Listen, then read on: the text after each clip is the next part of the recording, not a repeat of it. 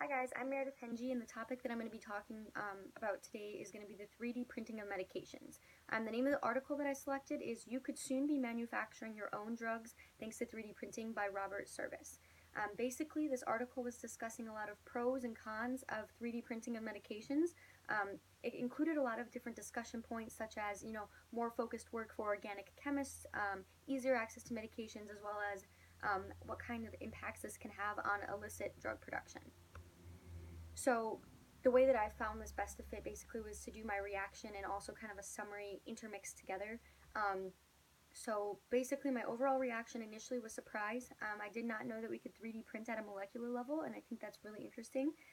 But I overall support this. I think that the 3D printing of medications could have a really profound impact on the world in a positive way.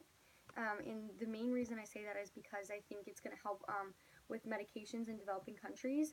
There are a lot of patients that die every day because they don't have access to the medications that could have saved them or decreased the severity of their illness.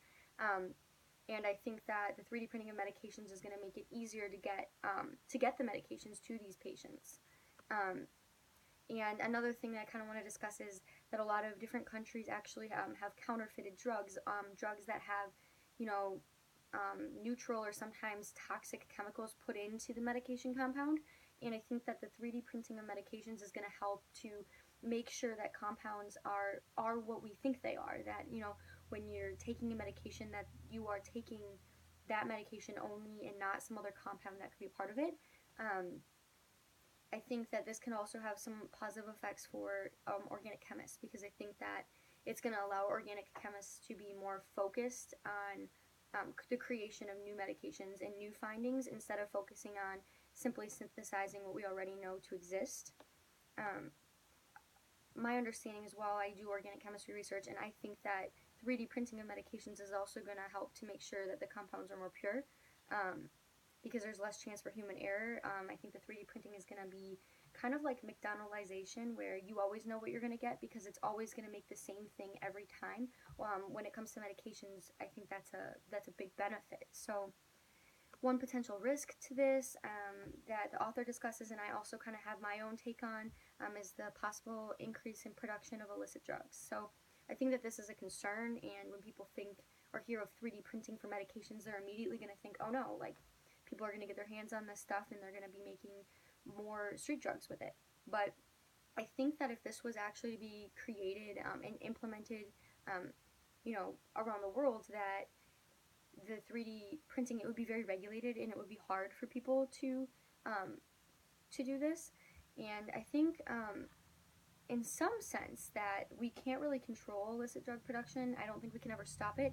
So I think that if people are going to be making the illicit drugs, that it might actually not be a bad thing if the drugs are going to be pure. For example, a lot of times when people take drugs, they're laced with things such as carfentanil, which is a narcotic for elephants, and that's actually what kills people. So I think that if this could possibly help to make sure that illicit drugs that are produced are more pure.